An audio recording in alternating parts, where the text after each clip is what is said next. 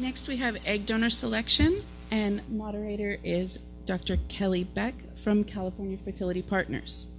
Dr. Kelly Beck is a board-certified OBGYN and reproductive endocrinologist.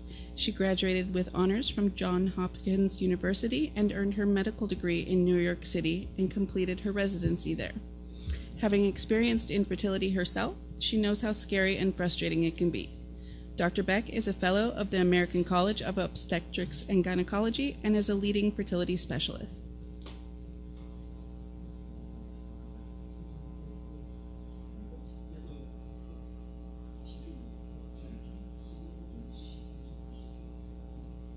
Panel coming up too, please. So is Michael Fineman here and Schmidt? Yeah.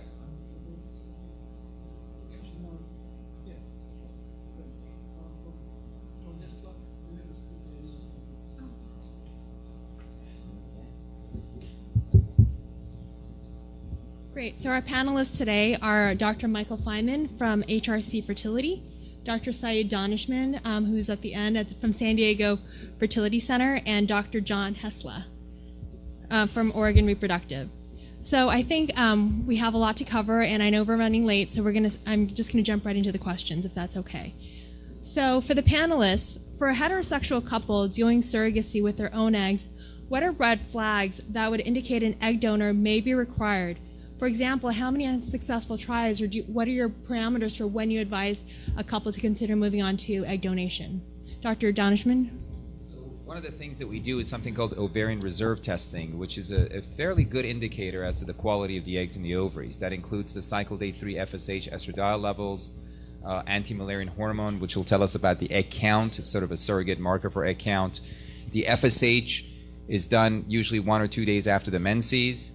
And then we look at age. So if you look at age, the cycle day 3 FSH and AMH, you get a really good picture of what the quality in egg reserve is. And typically if patients have had 2 cycles where there's no blastocyst formation, then that may be a good indicator that there may not be any good quality eggs left in the ovaries, in which case donor eggs would be the ideal scenario.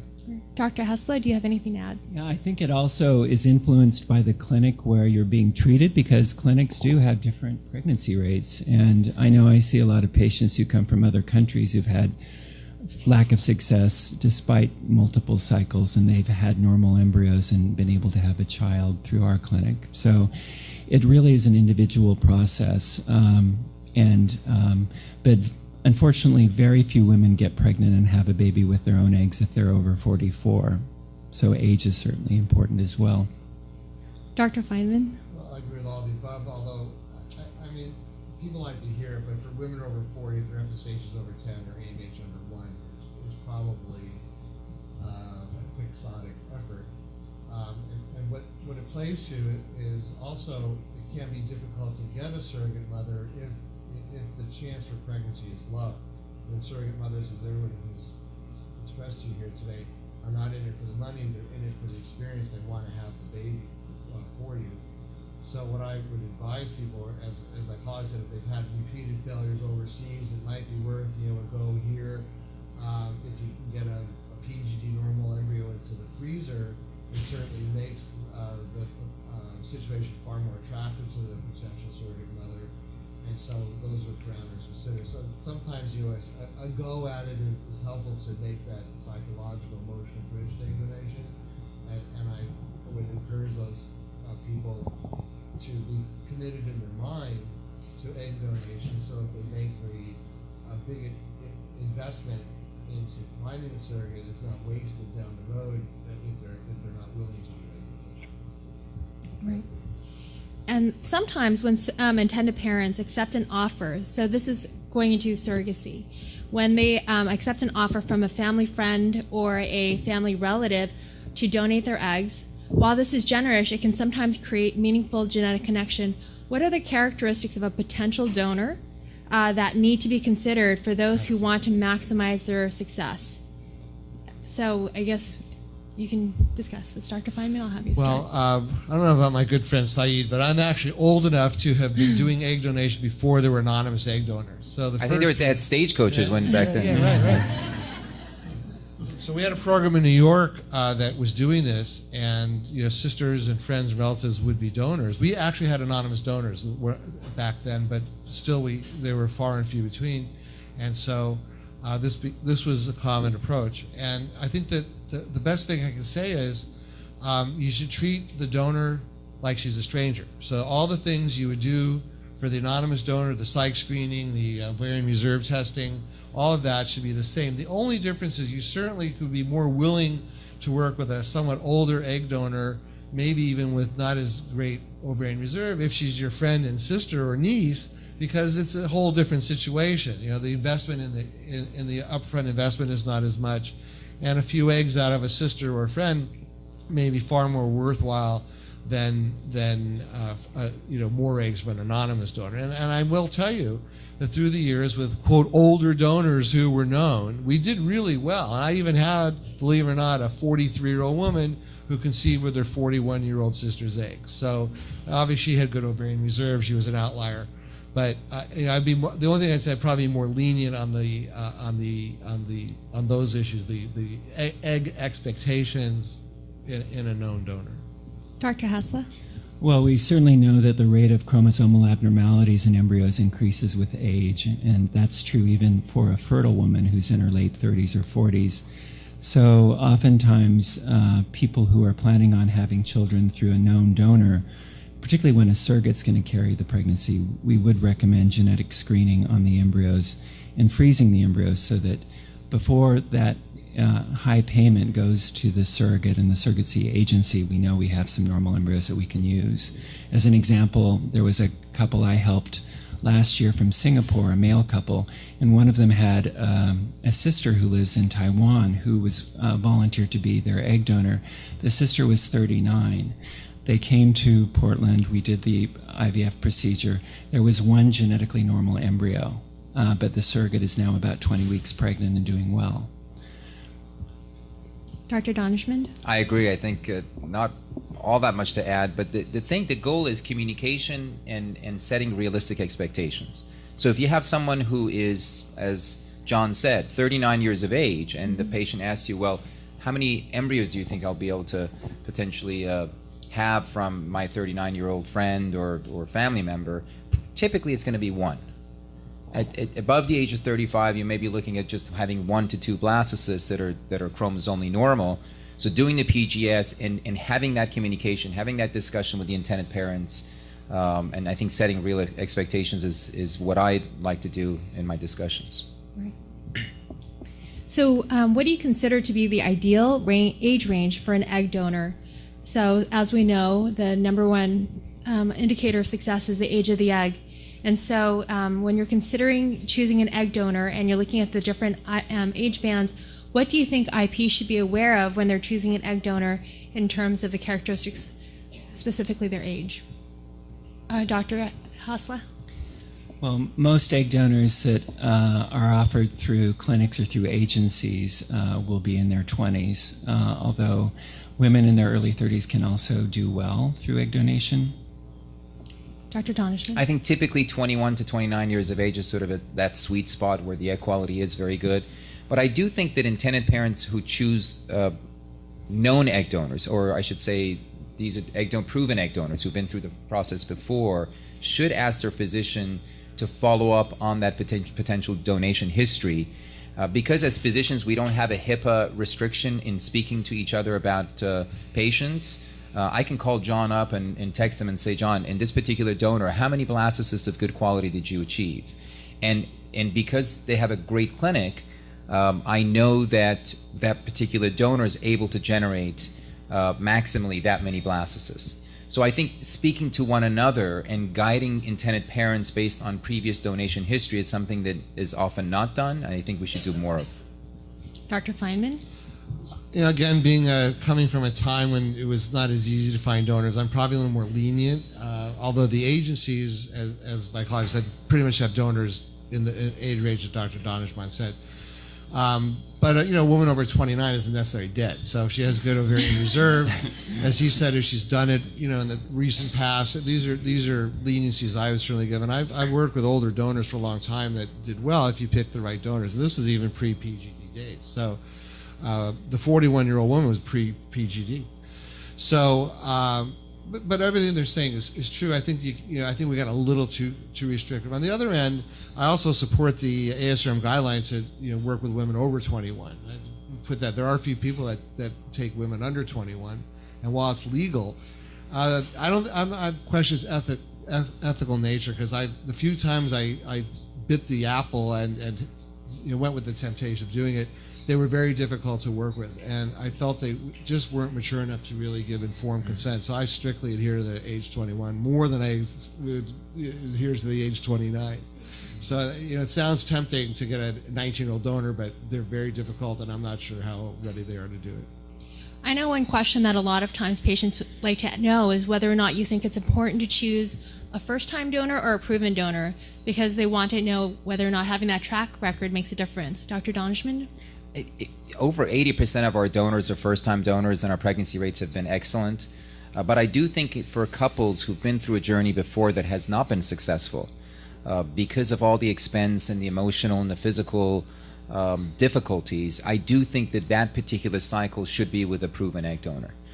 Because we have a great deal of information about the number of eggs, and in particular about the number of good quality blastocysts that we can impart on the intended parents. So for parents, intended parents who've going through again, for some reason they've had a difficult journey, they haven't been successful, proven egg donors, for the majority, I think we have good assessments of ovarian reserve, and based on that ovarian reserve, we can really counsel our patients in terms of the quality of the donor.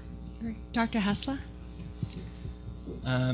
I do think that there is some degree of reassurance in selecting a donor who's donated before and done well, because there are some women who are quite amazing egg donors where, particularly if a couple is looking to create a lot of embryos because they want to have more than one child, it can be useful picking a donor who's done well in the past where there's been a lot of normal embryos, and particularly genetically normal embryos if genetic screening is being done on the embryos. Right.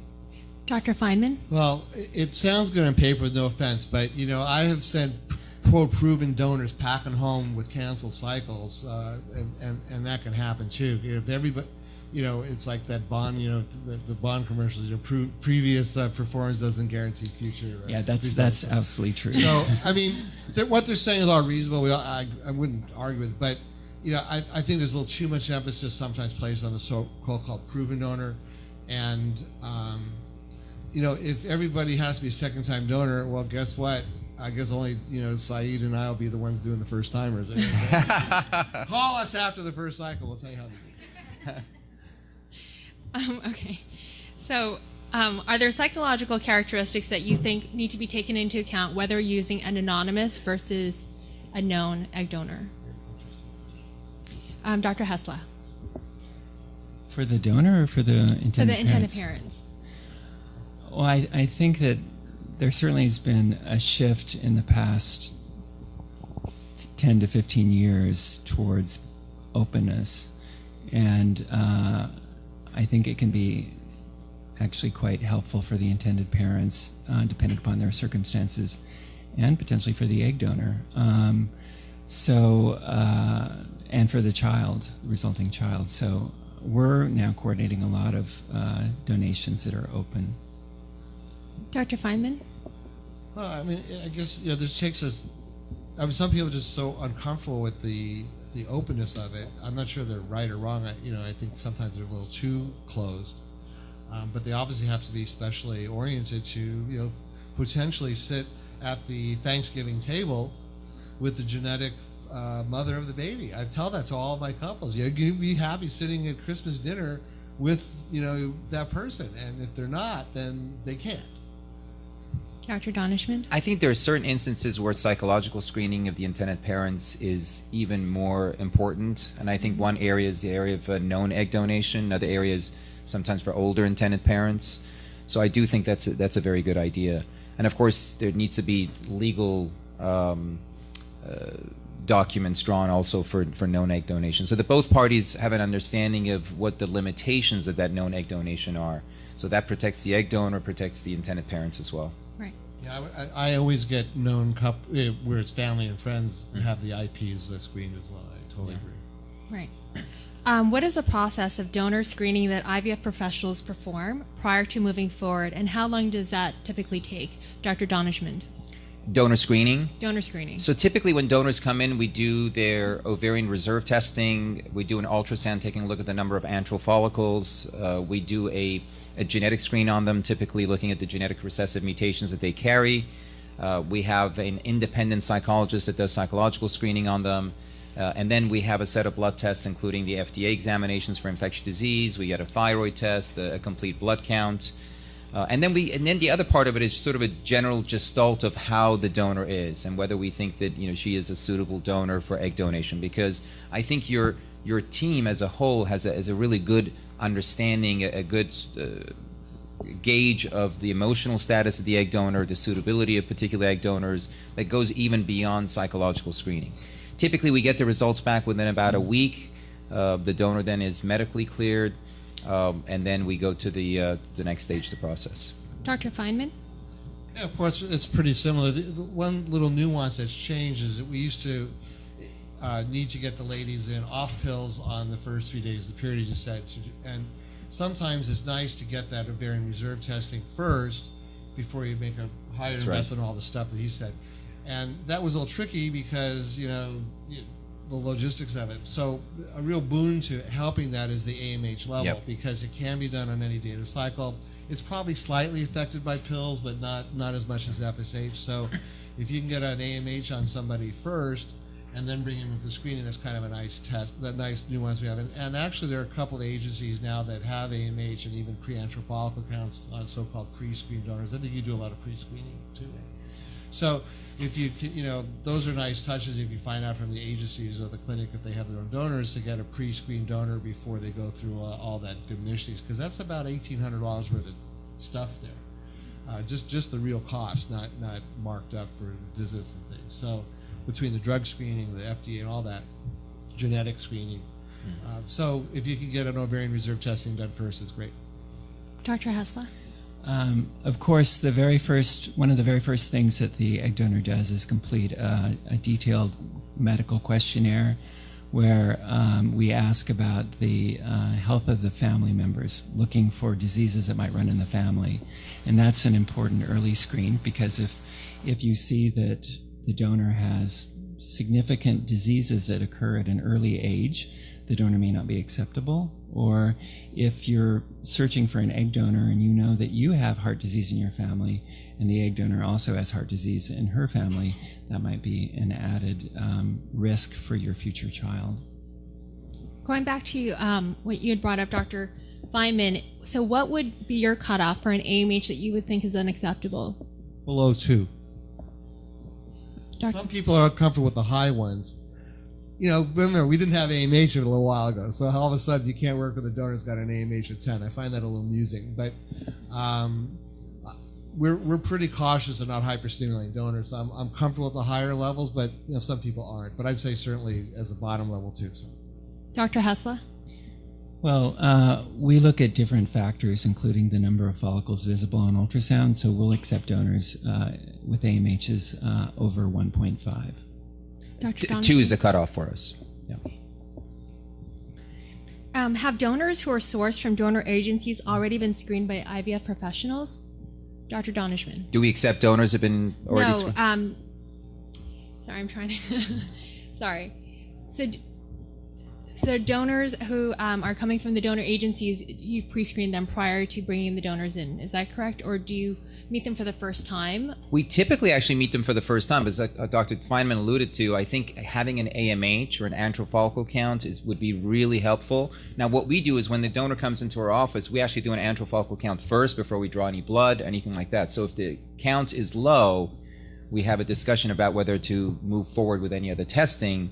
And by that time, we've only done an antral count. So I do think an AMH would be helpful in the donor sort of database, and an antral follicle count, because that gives us more confidence that we can move forward with that particular donor in terms of egg quality. Dr. Hessler? Well, some of the agencies are actually getting AMHs on donors. I've seen that. But if, for example, you're looking at a donor who lives in Texas, she'll normally the clinic would arrange for her to have some initial screening at a fertility center in her home city before you would pay for her to come to the West Coast to be a donor. Dr. Fineman? Yeah, it's pretty much, it's just nice to kind of get that handle. And like if you have the opportunity to do the ultrasound right off the bat and it looks low, then you can sometimes cut it off right there. But it's not always so easy. Like you were saying, if they're out of town, if the couple's out of town, for all you folks here locally, we can communicate easier, but it's not so easy. But ideally, it's nice to get a handle on that first. Okay. In the case of a known donor who is not medically appropriate to be an egg donor, in your particular centers, who has that conversation with the donor? Is it, do you have that conversation? Do you find that the intended parent does, or a nurse practitioner in your... A known donor? A known donor. So Dr. Donishman. So typically, I communicate anything that's significant to the donor or the surrogate. So we've had issues, for example, when an egg donor comes in, we do egg quality screening on them, and they may be 26 or 27 years of age, and they have signs of decreased ovarian reserve, and that donor actually may benefit from freezing her eggs because she's going to have problems in the future. So that discussion is usually, I believe, it's a good discussion for the physician to have. Dr. Fineman? Well, I think the tricky thing about known donors in particular is the confidentiality issue. So I think we would be obligated to talk to the donor first, and then she would probably say whether she wants us to convey that information to the intended parents. If it's a close relative, it's not as, she might talk to them. But like you said, you got to have a little bit of compassion to talk to her about, because she's going to freak out. I mean, if it's a genetic thing or low ovarian reserve, there's going to be a freak out, and we want to blunt that and assure that it's not that bad and what you can do about it, and then deal with the confidentiality issues. Dr. Hessler? And known donors are our patients too. I mean, anonymous donors are our patients. So it's our obligation to educate them, and then the family can decide. I mean, there was an egg donor treatment cycle I did a couple years ago with a young woman who was really a remarkable woman who was going to donate for her brother and her brother's male partner, and she had a low egg reserve and she was about to get married. So I had this long conversation with her about her future fertility potential. She ended up donating for the couple, and it actually turned out really well.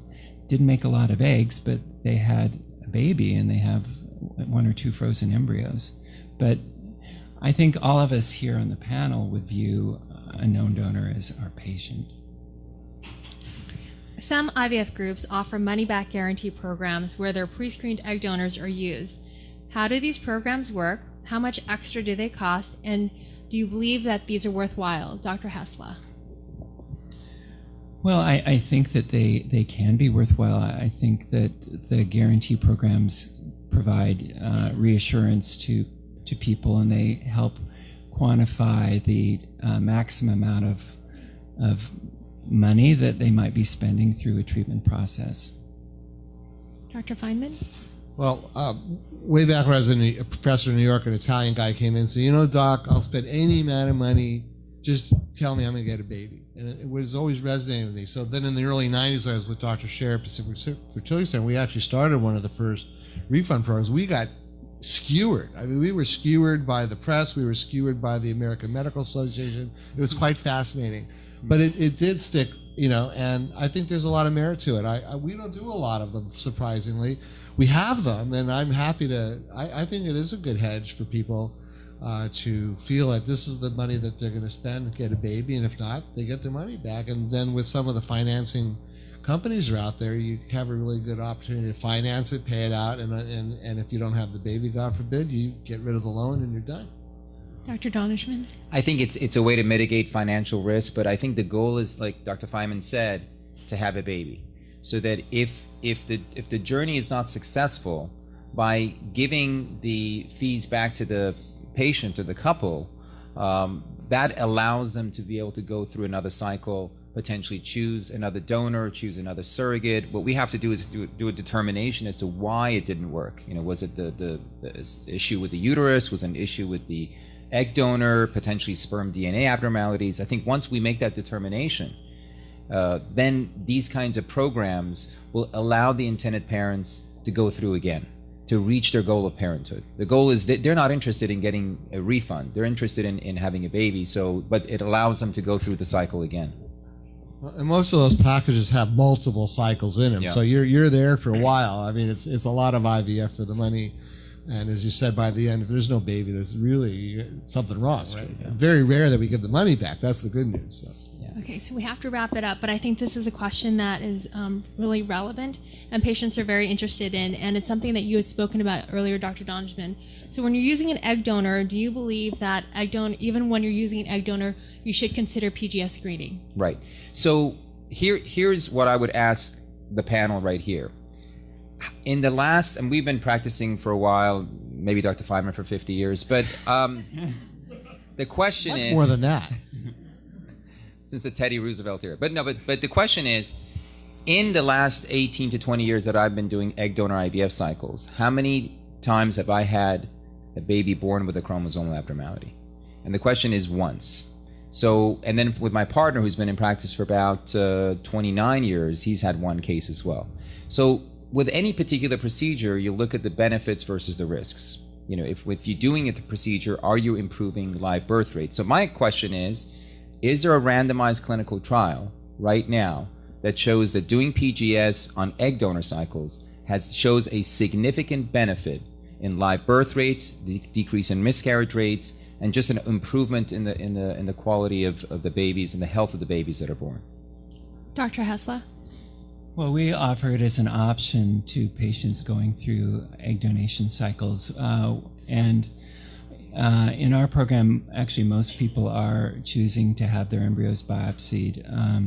What we find is that about 30% of the embryos that we test that have a normal appearance at the blastocyst stage have an abnormal number of chromosomes. Now, that being said, we also have very good pregnancy rates with non-tested embryos. So we have genetic counselors who meet with our intended parents and talk to them for an hour about the pros and cons of the biopsy procedure, and then the couple decides. Dr. Fineman. See, something doesn't add up because all of us, kidding around about age, but all of us been doing it long enough that we have really good success rates with egg donors without PGD, right?